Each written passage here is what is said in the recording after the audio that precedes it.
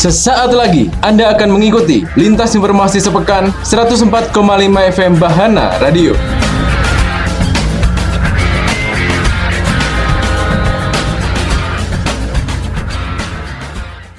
Sobat, sepanjang tahun 2022, sebanyak 141 remaja dengan umur 14-18 tahun di Kabupaten Ngawi mengajukan dispensasi pernikahan anak. Lebih dari separuh bahkan sudah hamil duluan. Data tersebut yang seperti diungkapkan oleh Kepala Dinas Pemberdayaan Perempuan dan Perlindungan Anak, Keluarga Berencana atau DP3 AKB Kabupaten Ngawi, Nugraha Ningrum. Data dari DP3 AKB Kabupaten Ngawi, sejumlah remaja yang mengajukan dispensasi pernikahan anak rata-rata masih di usia sekolah pada jenjang SMP dan SMA. Dari 141 anak, 74 diantaranya sudah dalam keadaan hamil, 62 belum, dan 5 diantaranya sudah melahirkan.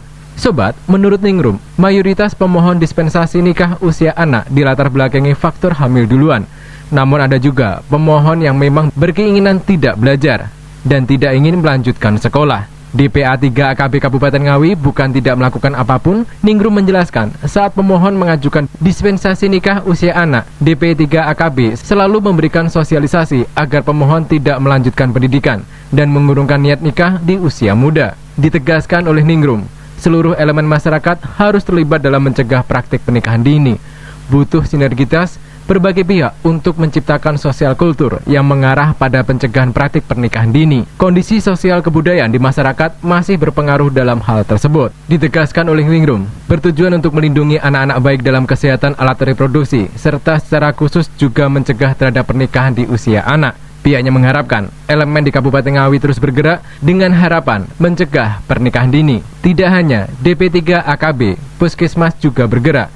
Kasus tersebut jangan dinilai gampang penyelesaiannya, namun menjadi tanggung jawab bersama. Kalau kemarin kita berjuang bersama karena kita memang lininya memang di pemberdayaan perempuan dan anak, tapi kita sudah merangkul Polres, merangkul Dindik, merangkul Puskesmas, itu sudah kita lakukan semua.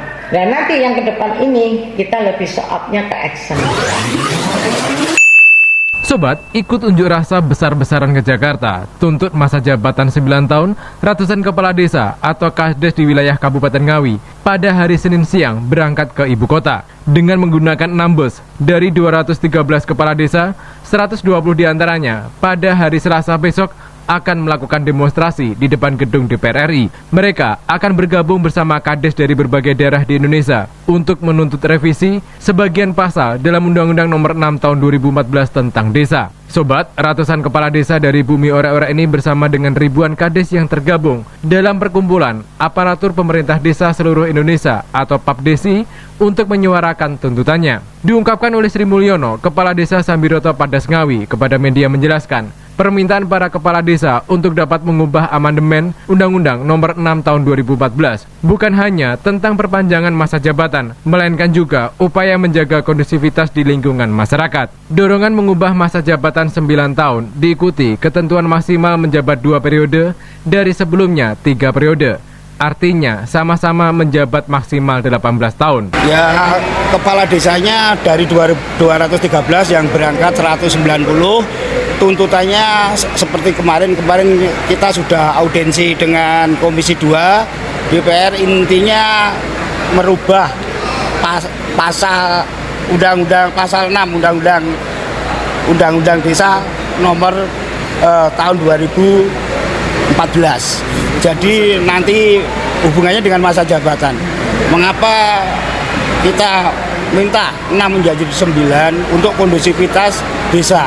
Biar desa dengan banyaknya seringkali pilihan desa itu tidak bisa kondusif.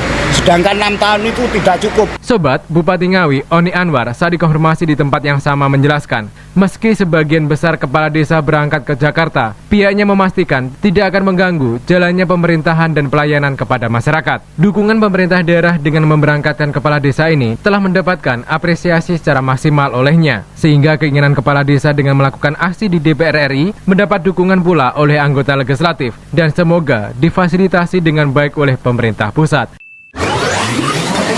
Sobat, Bupati Ngawi Oni Anwar Harsono dalam waktu dekat ini berniat melakukan mutasi pejabat, menyusul 8 kepala dinas tingkat eselon 2B dia asesmen oleh tim Badan Pertimbangan Jabatan dan Kepegawaian dan Kepangkatan atau Baperjakat. Mereka pejabat yang naik jabatan dari proses seleksi terbuka jabatan Pimpinan Tinggi Pratama atau JPTP pada 2021. Di antaranya, Bonadi, Kepala Dinas Perikanan dan Peternakan, Budi Santoso, Kepala Dinas Sosial, Muhammad Sadri, Kepala DPUPR, Kusuma Hadi Wijayanto, Kepala Badan Kesatuan Bangsa dan Politik, Wahyu Sri Kuncoro, Kadis Kominfo. 3 kadin dievaluasi, yakni Yusuf Rosidi, Kepala DPPTK, Kabul Tunggul Winarno, Kepala DPMD, dan Setiono, Kepala DLH, dan para pejabat sinyal mutasi, diantaranya Anang Heri Prabowo, Kepala Pelaksana BPPD, Muhammad Sadri, Kepala DPUPR, Wiwin Purnawininingsih, Staf Ahli Bidang Kemasyarakatan SDM dan Keuangan, dan Kusumawati Nilam Sulandrianingrum, Staf Ahli Bidang Ekonomi dan Pembangunan Sekda. Seperti diungkapkan oleh Ketua Baperjakat Pemkab Ngawi, Muhammad Sodik Triwidianto, asesmen guna melihat masih relevan dan tidaknya posisi jabatan yang masih diemban.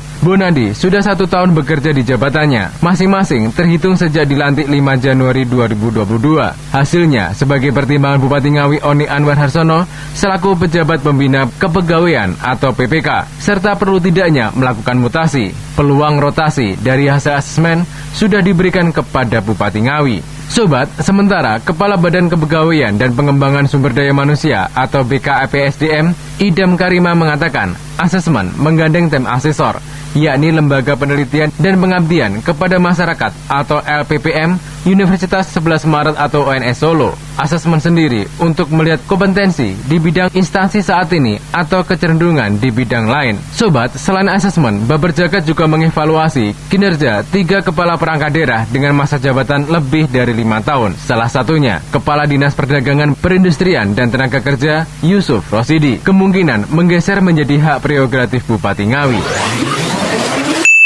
Sobat, menjelang Hari Raya Imlek, umat Buddha di Kabupaten Ngawi melakukan ritual pencucian patung sebagai simbol penyucian diri. Selain itu, umat Buddha mulai menghias vihara untuk pernak-pernik Imlek yang sebentar lagi akan diperingati oleh penganutnya. Pencucian patung Buddha dilakukan di Kelenteng Sien Hieng Kiong yang berada di Jalan Sultan Agung nomor 76 Ngawi, memulai beragam aktivitas untuk penyambutan Hari Raya Imlek yang jatuh pada tanggal 22 Januari mendatang. Tidak hanya pengurus kelenteng, secara sukarela umat berdatangan membantu mengurus kelenteng dari mencuci patung Buddha dan dewa-dewa menggunakan air bunga agar wangi dan bersih. Sobat, seperti diungkapkan oleh Hari Priyonggo atau Lo Hai Leong, 68 tahun, perayaan Imlek menjadi rutinitas para umat membersihkan perayaan sembahyang, altar, pelita, serta seluruh hiasan dalam area kelenteng yang berdiri sejak 1892. Semua dilakukan dengan secara sukarela oleh umat Buddha sebagai bentuk bakti serta menyambut Hari Raya Imlek. Biasanya malam tahun baru Imlek itu hari Sabtu itu pada sembahyang bersama ya. Iya, Sabtu malamnya. Hari Sabtu malam itu menyambut tahun baru Imlek itu jam 10 malam kita sembahyang bersama sampai jam 12 malam. Sobat, Hari mengatakan pencucian rupang ini sebagai simbolis pencucian batin umat Buddha agar nantinya di tahun yang baru bisa menjadi pribadi yang lebih baik. Di Kabupaten Ngawi ada sekitar 30-50 umat Buddha yang merayakan Imlek di Kelenteng Sien Hieng Kiong. Selain membersihkan rupang, altar, dan patung Buddha, para umat juga bergotong royong menyiapkan dekorasi wihara seperti hiasan naga, lampion, dan stiker penyambutan tamu untuk penyambutan Tahun Baru Cina atau Imlek tahun 2574 Kongsili. Sebagai puncak perayaan akan dilaksanakan pada hari Sabtu 20 Januari dengan sembahyang bersama sampai pukul 12 malam. Tahun baru ini bilangnya tahun baru sio kelinci air.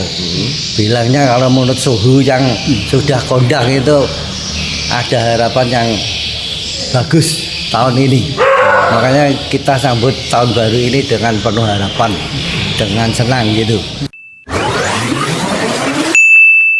Sobat, Kateno, 39 tahun yang cukup membuat pusing petugas ruang teratai Rumah Sakit Dr. Suroto Ngawi yang menderita gangguan kejiwaan, kabur dari tempat perawatannya. Pelariannya, warga asal desa Semen Paron ini diduga hanyut tenggelam di aliran Bengawan Solo. Dan siang tadi, sekitar pukul 12 waktu Indonesia Barat, korban ditemukan di bantaran Sungai Bengawan Solo, masuk desa Ngerau Bojonegoro. Proses pencarian yang dilakukan oleh tim SAR gabungan pada akhirnya membuahkan hasil. Sobat, seperti yang pernah kami beritakan sebelumnya, Budi Siprianto, Kepala Ruang Teratai Rumah Sakit Dr. Suroto mengaku, Kateno kabur setelah jam makan sore. Salah seorang petugas hendak masuk di ruang rehabilitasi untuk mengambil wadah makanan dengan menggunakan troli. Ketika membuka gembok, Kateno ternyata kabur dan berdiri di pintu menerobos keluar. Upaya mengejar tidak seketika dapat dilakukan. Setelah pintu terkunci, petugas menyisir seluruh area dalam dan luar Rumah Sakit Dr. Suroto. Sejumlah saksi menyampaikan bahwa orang dengan ciri-ciri mirip Kateno berlari menuju arah timur rumah sakit. Sobat, Kateno 4 hari dirawat di ruang teratai. Dia dibawa perangkat desa Semen dan Polsek Paron karena sempat mengamuk. Aksinya dinilai membahayakan keluarga dan tetangga. Kateno tercatat sebagai pasien ODGJ Dr. Suroto sejak 3 tahun yang lalu dan juga pernah kabur pulang ke rumah.